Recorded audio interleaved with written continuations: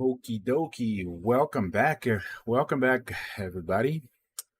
We are live, and today we are continuing our live streams on Mises, on Marxism Unmasked.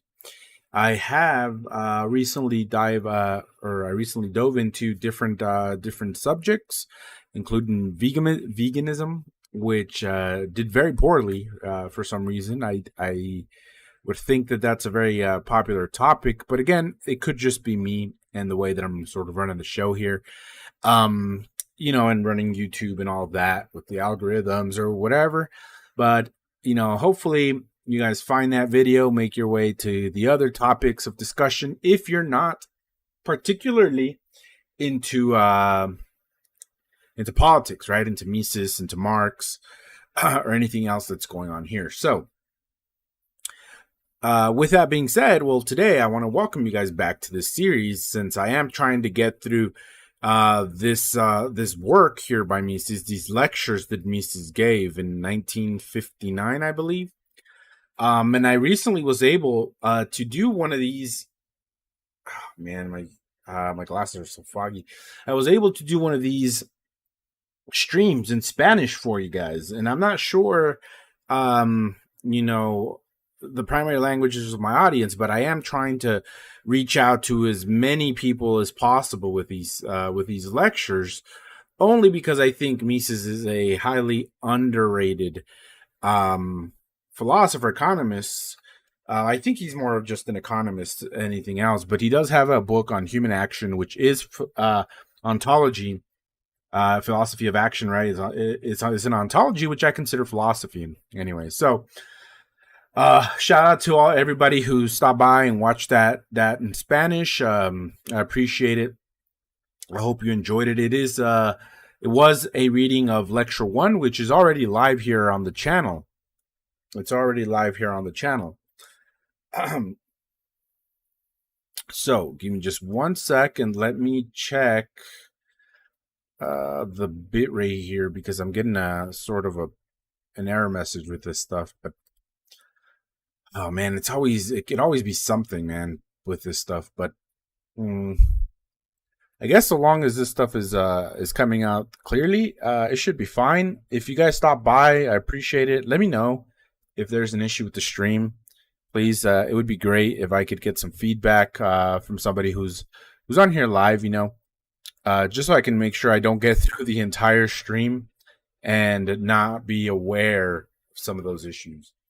All right, so previously we discussed, or at the end, I think the last video I did on this series is from lecture 10, actually. I think it's lecture 10. I'll double check, but it's page 26. We've already talked about various lectures. Let me point those out to you guys if you guys are just happen to be stopping by. Before you go, let me tell you about what we've done so far on this channel. We've done Mind, Materialism, and the Fate of Men. We've done the Industrial Revolution, Individualism, and the Industrial Revolution. We've done Marxism and the Manipulation of Man. I actually did that one as a standalone by myself in English, and I had a collaboration with a good friend of mine for the Spanish reading of this lecture, which was great. So we have, that's it. That's all we've talked about so far in this book, right? So lecture 1, lecture 3, and lecture 5. And so today what I want to talk about is lecture 2, or the second lecture, which is individualism. Oh, I'm sorry, I read lecture 3. Class conflict and revolutionary socialism. Class conflict and revolutionary socialism. Now, previously, I did read this. Excuse me. Yeah, I did read this before, but I didn't do it so carefully. So I do want to come back to it live here and share with you guys what Mises has to say here about it. So again, if you are new here, if you're just tuning in, welcome.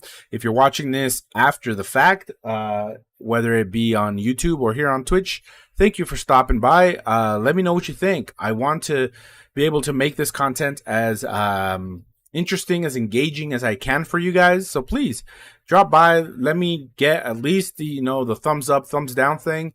If you really enjoy it, let me know. Make a comment. I'd be glad to know what you think. And of course, being philosophy, you can be in disagreement. You can be in disagreement and let it be that, or you can let me know, what part exactly you disagree with and why. And maybe we can address it, even live. So that's part of the perks of doing this stuff live, as opposed to just making YouTube videos, because I could be, just recording this stuff and uploading it on YouTube. But I think that everybody will get far more out of this entire thing here that I'm doing if we if we all are able to engage one another, right? So, alrighty, let me get started. Lecture 2, class conflict and revolutionary socialism. Okay, so I'm not going to, and I double checked everything. I don't recall having done this live. So if I did, well, we get a second reading of this, but I don't believe I did. Okay, so what I'm going to do here is sort of pull up the text, read from it. This is going to be more of the standard, commentary as I read the situation. So please let me know if you find something here that I read through, that I skipped, that you want me to go back, that you didn't understand, and I'll be sure to do that. If you're watching this and you're not live, well, then I apologize, but do please let me know in the comments, and maybe I could address it there offline. Okay, so he says, and again, I'm not going to read through the whole thing. We may do this in 1 or 2 parts, just to keep it digestible. But here we go.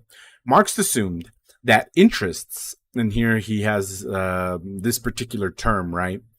Interest, because Marx uses interests in a particular way, right? Particularly with the people that he didn't like John Locke, for example. John Locke wrote in the interest of the bourgeois, right? Of the bourgeois economy and the bourgeois capitalist, in support of the capitalist, right? So his interests were with that.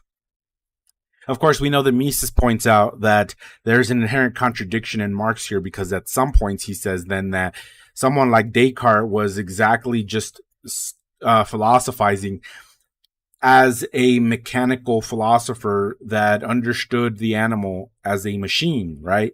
And so because he understood the animal as a machine, he had certain ideas reflecting this kind of thing, right? So, anyway, we talked about that before. If you're interested, check out the other videos in this series. So he says, Marx assumed that interests were independent of human ideas. See, this is exactly what that's referring to, okay? Interests are independent of human ideas and thoughts. He said that socialism was the ideal system for the proletariat. He said class interest determined thinking of individuals, the thinking of individuals, okay? So, again, this is what he claimed about Locke, and then something different with René Descartes. So, again, that's in another lecture, so be sure if you're interested in that particular situation, you guys check out the other lectures. Then he says, and that this situation causes irreconcilable conflicts between various classes, okay? So, there is hardship and conflict between classes because of their interest, and their interest ultimately never being aligned. So he says, Marx then returned to the point at which he had started, namely that socialism is the ideal state.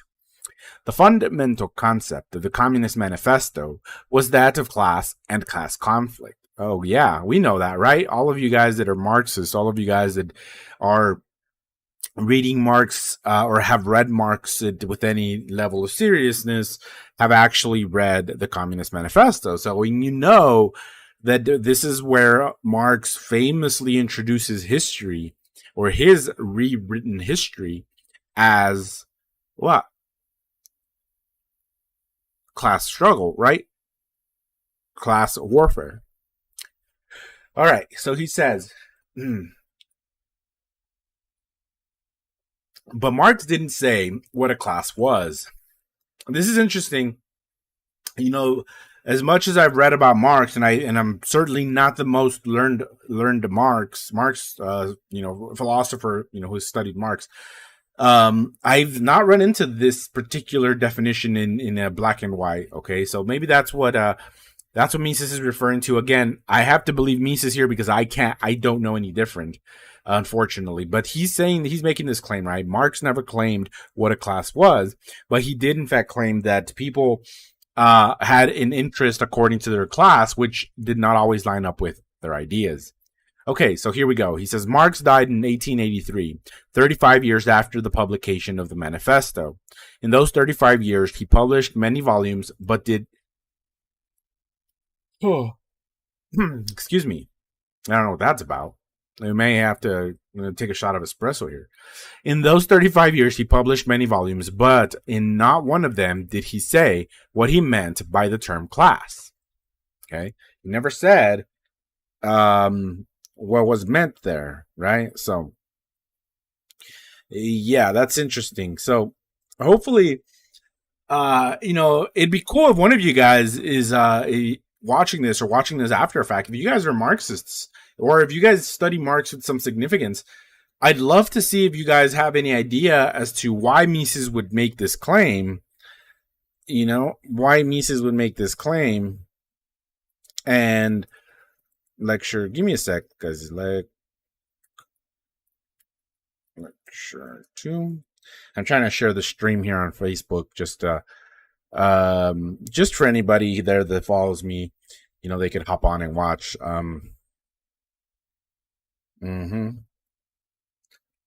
All right. Yeah, I'd love to know if you guys have any idea why Mises would say this. If, in fact, you have evidence to the contrary, that would be cool too, right? Hopefully, one of you guys can speak up. I would love to see if Mises was incorrect about that. But anyway, let's move on. He says, in those 35 years, he never said what he meant by class. After Marx's death, Friedrich Engels published the unfinished manuscript of the third volume of Capital, his Marxist study of capitalism, right? His analysis of capitalism. After his death, that was published, right? After Marx's death, Engels published the unfinished manuscript of the third volume of the Capital.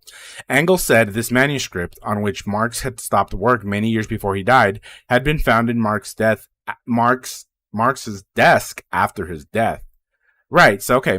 So Marx dies. Obviously, Engels is probably the one with primary access to everything Marx after his death, and there he finds this work, right? And honestly, I've only read parts, bits and pieces of Volume 1, so I can't claim to know in much detail what this would contain, but let's see what Mises has to say about it. In one 3-page chapter in that volume, Marx tells us what a class was not, but you may search through all his writings to learn what a class was without ever finding out, right? So there's an answer that one of you guys may come up with and saying, well, actually, we can know by negative definition of everything that the class is not. And I want to touch on here on something that's quite funny, okay? But if I may, before I do that, let me take a quick pause here, and I'll be right back. I'm going to grab a drink really quickly, and then hopefully that'll square away this situation I got going on here with the what do you call it, with the yawning. But give me just 1 second.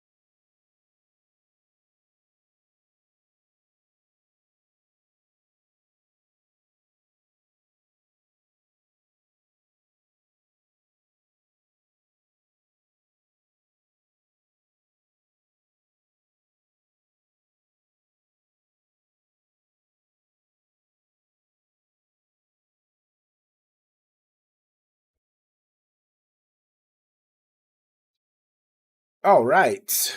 Welcome back. I will come back and edit that out for you guys watching live. I'll edit that out on the YouTube edition of this stream. I used to do this separately. I used to, record the stream and then edit it and then come back and post it. But I think that it's a lot simpler for me to do this stuff and then just, carry on and let YouTube upload this and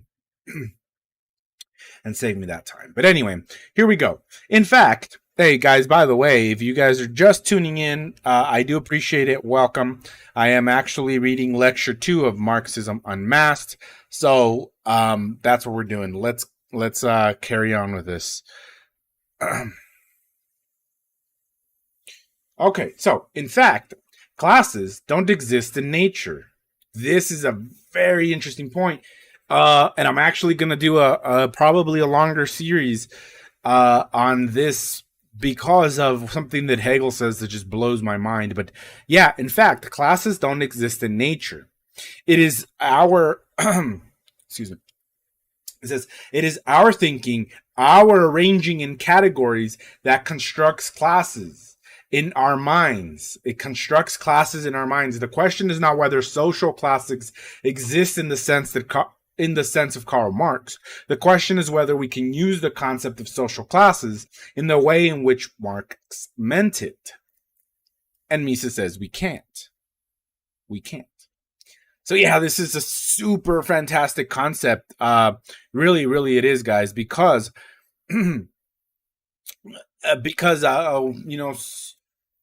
what I've said before, and one way that I sum up some of Hegel's views is that, nature is indifferent to its difference. The world, the things in the world, every single thing except the individual human is indifferent to its differences, which means that those things are not really aware of their own difference and what makes them, or for example, what makes my my shot of espresso here, let me see if you guys, hopefully you guys can see that. Yeah, my shot of espresso here, not my mouse, okay? But the shot of espresso and the mouse themselves are not aware of their difference. It is something conscious like ourselves that import these categories, these meanings, these definitions, these characteristics, predicates that allows us to then conceptualize the world around us and form classes of things. Right? And so that's what Mises is talking about. He says the question is not whether social classes exist in the sense of Marx. The question is whether we can use the classes in the way that Marx meant.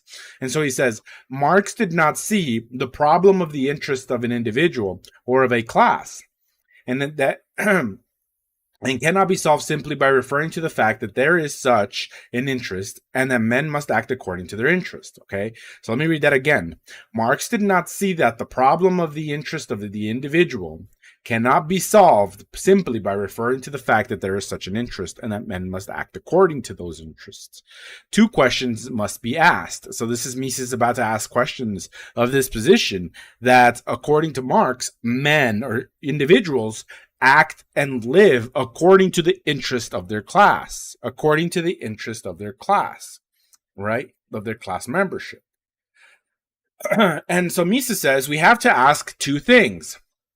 He says, first, toward what ultimate end do these interests lead people? And two, what methods do they want to apply in order to reach these ends? Okay, this is great, right? Because what is the end of the interest, right? What is the interest? If you're going to make the claim that all X type of things, right, everything that we can fit under this group as an interest, how do you determine then, without beyond a shadow of a doubt, that whatever their interest is has an ultimate end that you can connect without question? What is the goal of this interest?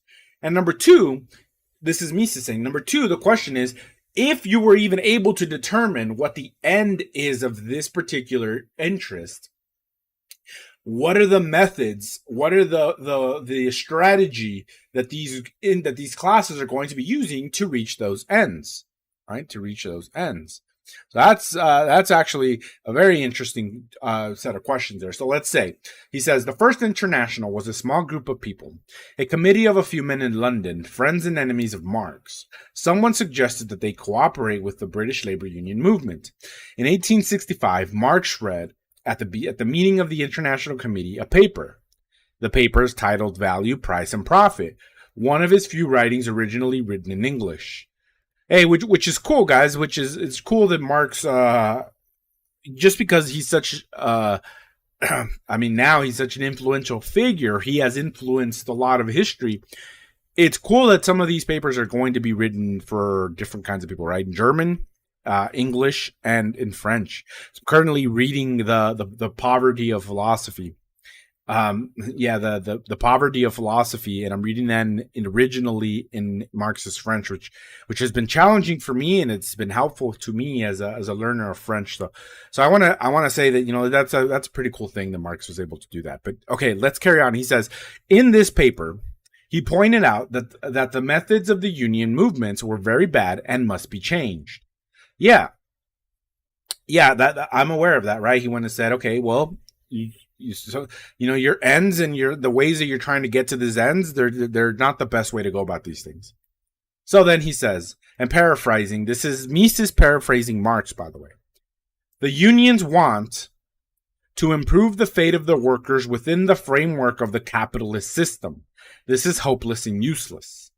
This is interesting. This is really important, right? That Marx says this. It's like you cannot fix the suffering and the conditions of the working class so long as they remain a working class within a capitalist system. That's the critique here. Well, that's Marx's critique towards the International Committee there, right? The union there. So he says, within the framework of the capitalist system, there is no possibility of improving the state of the workers. That's what I'm trying to elaborate on, right? He says, the best the union could achieve in this way would be some short-term success. The unions must abandon this conservative policy. They must adopt the revolutionary policy. They must fight for the abolition of the wage society as such and work for the coming of socialism. Yeah, right. This is great. This is great because this is in fact, even though it's paraphrased, this is in fact Marx, right? It's not enough that the socialists get politicians in power that can make better wages or better protections for the workers, the safety and all that. It's not enough. For Marx, it's not enough. They must adopt a revolutionary policy. Okay? And then he says, Marx didn't have the courage to publish this paper during his lifetime. It was published only after his death by one of his daughters. This is an interesting biographical note that I wouldn't have known otherwise. But of course, Mises is going to put that in a negative light, right? Saying that he didn't have the courage to publish such a thing, which is interesting. That he would say that. But all right, so he didn't want to antagonize the labor unions. He still had hopes that they would abandon their theory, right? So in a sense, he didn't want to publish this, according to Mises anyway, because it was rather harsh. It was rather harsh, right? Goes up to them and tells them, hey, listen, you guys are not doing this in the right way. We must advocate for the end of the wage society. We have to end capitalism and it's the way that it works so that the culture is such that there is no longer a worker class, right? That's the end goal here. Okay, so this is Mises trying to investigate what are these what's going on here, right? What's going on here in relation to these two questions, right? What are the interests of the classes? What are the interests of those classes, of the proletariat in particular? And how are they going to get there? So here we already have a preliminary answer, right? The interest point to the abolition of wage society. That's the goal. And the way we're going to get there, the method through which we get here, is through revolution, right? Revolution. Great. Okay, so now we have a preliminary answer to those two questions. So we continue. He says, here is an obvious conflict of opinion among the proletariats themselves concerning the right means to use. This is Mises, okay? This is Mises saying, look, it's funny how all across the globe, but perhaps even within one small country itself, the same class is going to have different interests. So this idea of class interests is just bonkers, right? So he says, the proletarian unions and Marx disagreed as to what was in the interest of the proletariat. Right? The proletarians. Yeah, right. This is exactly what I just said. So Marx said that the interests of a class was obvious. There could be no doubt about it. Everyone would know it. Everyone would know the interest of the class to which they belong. Right? Yeah, I'm so glad. Thank you guys for bearing with me while I got that espresso shot. It's been fantastic. All right, so, boom, boom, boom. Then, he says, here comes a man who doesn't belong to this proletariat class at all, a writer and a lawyer who tells the unions they were wrong. Quote, this is a bad policy, unquote, he says. And then he says, and then we're paraphrasing again, right? He says, quote, you must radically change your policy, end quote. Here, the whole idea of a class breaks down, and the idea that an individual may sometimes err, but that a class as a whole can never be mistaken, right? Can never err. So, yeah, this is Mises pointing out how silly it is to assume that all of these people, because they belong to a similar class, mind you, a class that Marx himself circled off, right, is silly. How dumb it is to assume that everybody, because of their class, is going to have similar interests. Or not. Just not. Okay, that's what Mises is saying. Okay. And if you're picking up a critical tone as I read this stuff, it's because I'm mimicking Mises's tone. Mises' tone is critical. These entire lectures are critical. Okay? All right, so he says, criticism of Marxian doctrine has always been superficial. They haven't pointed out how Marx contradicted himself and how he failed to explain his ideas. Bauer's critique was good, but he didn't cover the entire system. Critics of Marx didn't even discover Marx's most manifest contradictions. Okay, this is Mises saying, yeah, there's lots of contradictions in Marx, and in fact, when I briefly studied Marx at the graduate level, we were told this by the professor himself, somebody who considers themselves a Marxist. Okay, in his own way, of course. Marxism has developed greatly since Marx, but he considers himself a Marxist to some degree, and he told us right outright. Marx is riddled with contradictions, and we accept these contradictions now, but we also accept that the man changed throughout his life. Okay, and of course, in the 1950s, when Mises is doing this kind of work, maybe that wasn't the consensus. Maybe Marx wasn't as widely studied, and that's why he has that claim. I'm not sure. But nevertheless, that's Mises' critical tone. That's Mises' critical tone. All right, so he says, Marx believed in the iron law of wages. He accepted that as the fundamental basis of his economic doctrine. He accepted that as the fundamental basis of his economic doctrine, right? So we might look into that. He says he didn't like the German term for this law, the Brazen law of wages, about which Ferdinand Lassalle had published a pamphlet. Marx and Lassalle were not friends. They were competitors, very serious competitors at that. Okay, very serious competitors. And then he says, Marx said Lassalle's only contribution was the term itself, the Brazen law of wages, and what was more, the term was borrowed from the dictionary and from Goethe. The iron law of wages still survives in many textbooks, in the minds of politicians, and consequently in many of our laws. This is interesting because this is what the book is trying to achieve, right? It's trying to achieve the enlightening of our society today to understand that it's riddled. It's riddled. it's sort of infected, and I don't mean that in a negative way. I mean that, sort of underlying roots of a lot of what goes on in our society takes for granted or doesn't realize how Marxist its roots are. And so that's part of this series, right? That's part of what's going on here. All right. So then he says, according to the iron law of wages, the wage rate is determined by the amount of food and other necessities required for the preservation and the reproduction of life, to support the workers' children until they can themselves work in factories. That's the iron law of wages that Marx subscribed himself to. Give me 1 second here, guys.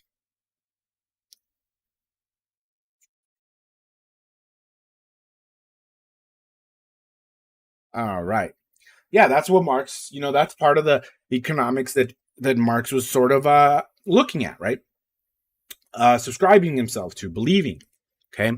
And this makes sense because in the other, in the other works that I've read of Marx, I have found that to be the case that Marx believes the socialist alienates, or capitalism alienates the worker because the product, right? The product that they create through their labor has more value than what it has a surplus value that is taken from these workers, right? Above and beyond this iron law of wages, right? So the cost of something should be what it maintains, what allows the worker to maintain his life and reproduce, right? And so that extra value that the capitalist takes from these workers is what Marx has a problem with. But either way, let's continue reading here to see what else Mises says. He says, if wage rates rise above this, the number of workers would increase, and the increased number of workers would bring wage rates down again. That's the sort of balance that this system had, right? If rates of wage, right, if we paid the employees more than what was required of them to live and reproduce, then more people would flow into that line of work. But as more people flow into that line of work, the wages would necessarily have to come down to accommodate that all of those workers were able to live and reproduce. Okay, that's the inverse relationship there. So he says, wages cannot drop below this point because there would then develop a shortage of labor, according to the theory. This law considers the worker to be some kind of microbe or rodent without free choice or free will. That's Mises' critique, right? This iron law of wages, for Mises, says it robs the individual of their ability to do what? To choose. Or not necessarily to choose, but definitely considers them as just cogs in the machine, right? The theory itself is already presupposing the person has no free will. So he says, if you think it is absolutely impossible under the capitalist system for wages to deviate from this rate, how then can you still ask, as Marx did, about the progressive impoverishment of the workers as being inevitable, right? This is an issue. So let me read that again. He says, if you think it is absolutely impossible under the capitalist system for wages to deviate from this rate, how then can you still talk about the progressive impoverishment of workers as being inevitable? And this is interesting because as Marx did, when he says as Marx did, he's claiming that Marx believed that the wages were always going to be lowered and lowered and lowered by the capitalists so that the capitalists could extract more value from the labor, right? And enrich themselves. That makes sense if you're a Marxist. You're saying, yeah, of course they do that. They're always trying to suppress wages. But there's an issue if you believe in the iron law of wages, right? That's what Mises is pointing out. So then he says, there is an absolute contradiction between the Marxist idea of the iron law of wages rates, according to which wages will remain at a point at which they are sufficient to support the progeny of workers until they can themselves become workers, and his philosophy of history, which maintains that the workers will be more and more impoverished until they are driven to open rebellion, thus bringing about socialism. And there it is. You cannot believe that the wages will always be such that the worker has to be able to live by the wage, reproduce, bring up their children to produce more workers, right? You cannot believe that the wage is to be that, and at the same time believe that the wage will continue in an ever declining slope, right? Until that's so impoverishing the workers that it brings about the end of capitalism. And it's interesting because I wonder, somebody like Bernie Sanders, who's always nagging about a living wage, right? This is because they actually believe. This is because Bernie Sanders probably believes, and I said actually, but I think it's probably, if he is in a sense Marxist, he does believe that wages should be and should follow this law, right? Wages should follow this law. And the problem for somebody like Bernie is that wages don't, right? But of course, this isn't a closed loop, and I can add to this little topic here by pointing out that it is the government itself that dilutes the purchasing power of the wages of the workers, such that the wages themselves seem to be decreasing, while it actually is that the purchasing power of their wages is being stolen and siphoned out behind their backs by the very politicians they elect to protect them. So that's just a totally different thing, but nonetheless, here we are. And then Mises says, of course, both doctrines are untenable. Even 50 years ago, the leading socialist writers were forced to resort to other elaborate schemes in an attempt to support their theories. What is amazing is that, during the centuries since Marx's writings, no one has pointed out this contradiction. And this contradiction is not the only contradiction in Marx. Right? Finished in part 1. Yeah, finished in part 1. This is why I was sort of thinking about what's going on here, but nonetheless, this is just more material for us to talk about and get through. So this is really not an issue if in case there is another video on my feed here on YouTube that has this material. Hopefully not, but either way, I think I'm reading this and it's going great. Hopefully you guys are really understanding me as I explain some of these things. Let me carry on. He says, what really destroyed Marx was his idea of the progressive impoverishment of workers. The progressive impoverishment of workers. And like I said, this impoverishment is not coming because of the capitalist greed, as today Democrats would have us believe, right? It's coming because of the Fed and the way that they manipulate the currency. But either way, let's move on, because that's actually something that is beyond this topic. And the Federal Reserve was already in existence when Mises was talking about this. So Mises surely was aware of central banking and fiat currencies, right? Okay, so he says, Marx didn't see that the most important characteristic of capitalism was large-scale production for the needs of the masses. Large-scale production for the needs of the masses.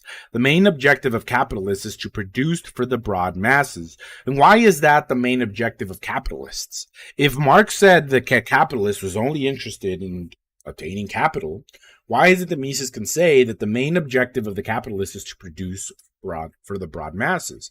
This is because, and this is why he says, is that Marx didn't see this, right? Marx didn't see that this is the case, but of course this is the case. Because even if you argue that the money is their interest, that the capital, the obtainment of capital is your interest, you still have to concede that the capital does not come without producing for the broad masses, right? So they're like one and the same thing almost. So he says, nor did Marx see that under capitalism, the customer was always right. And this is the best thing that we can see out of this, because out of an analysis of capitalism, because it is in a sense the only true and working democracy. More on that later. We'll have some of that here on the channel if you guys are interested. All right. So he says, in his capacity as a wage earner, the worker cannot determine what is to be made. But in his capacity as a customer, he is really the boss and tells the boss, the entrepreneur, what to do.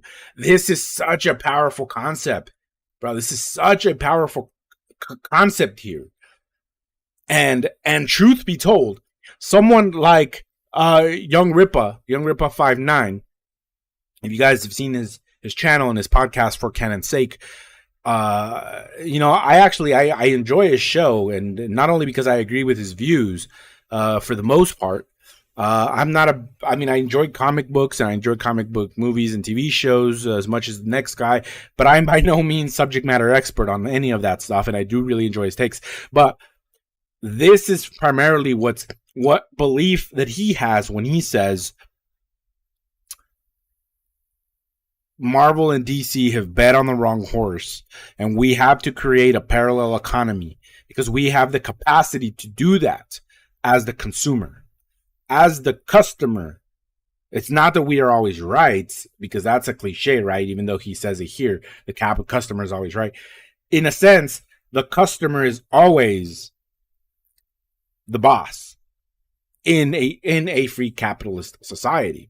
And why is that? Because if the customers, all those workers, all of them that need all of their things for their livelihood, if they decide that they don't want a specific product, the capitalist has one of two choices. End his capacity as a capitalist, an entrepreneur, business owner, provider, producer, or adjust his capacity as a capitalist, industrialist, right? He has to adjust his capacity as the entrepreneur to meet the demands of the customer, which in turn, those customers may be his own client. His own workers, sure, but they're ultimately his customers. And that's important. And that's something that according to Mises, Marx has missed. And by the way, this phrase here, this sentence here that I have highlighted and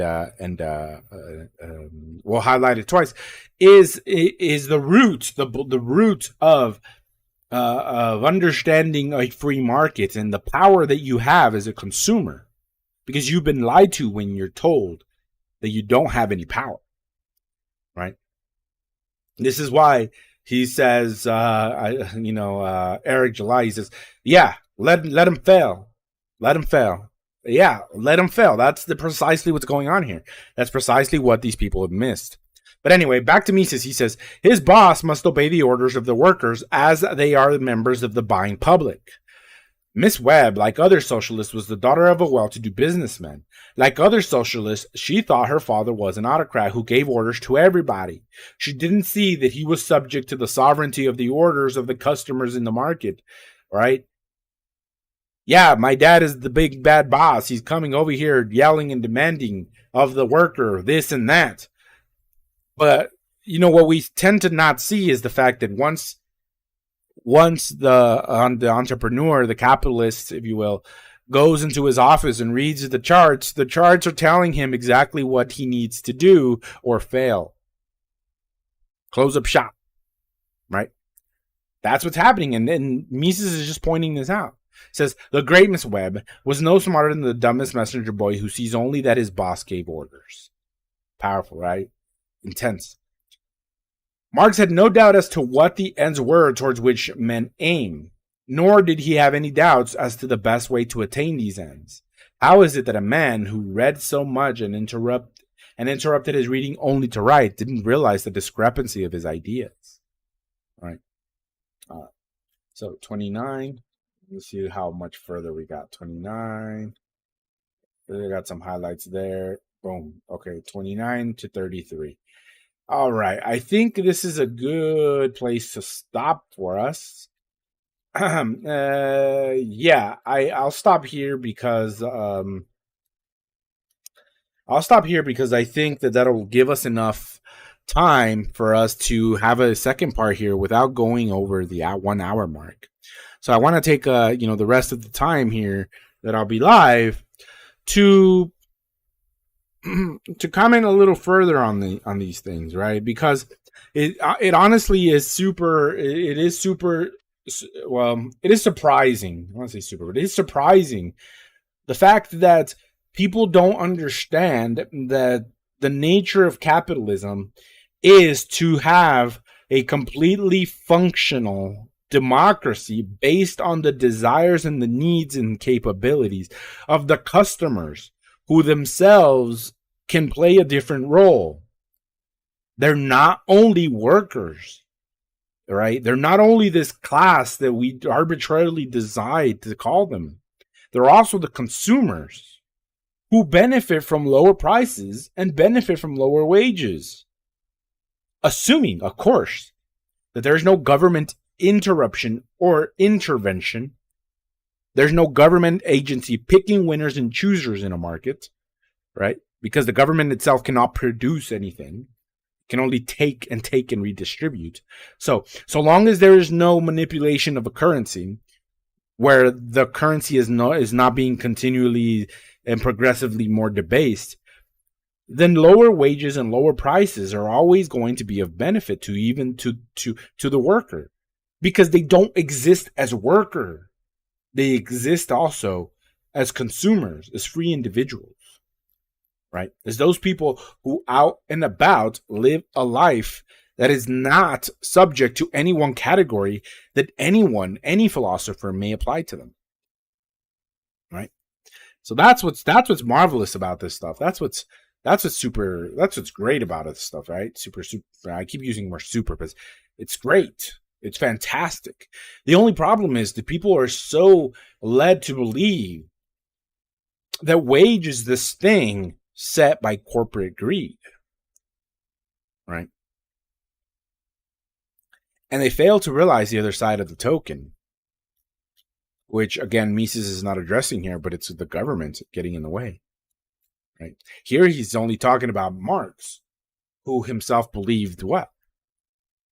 That the class interests were a certain way, that the way to get to those class interests was a certain way, and that he failed to see, because he believed in the progressive impoverishment of workers, as you know, Mises was telling us, that the customer, the worker themselves, in their other role in society, was actually the person in charge.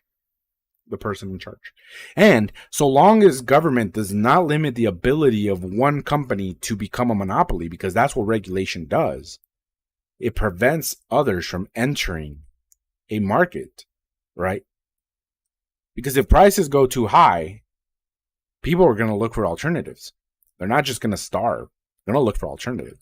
But if the government has deemed starting a food business to be, to require so many things, then you're stuck paying the prices that they agreed with through the companies that they chose. So that's part of the issue that, Marx and Mises here are not just describing or talking about.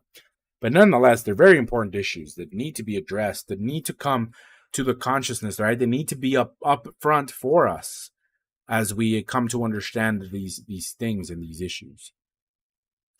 But all right, that brings us then to the end of today's lecture, not my lecture, Mises's lecture, the reading of Mises's lecture.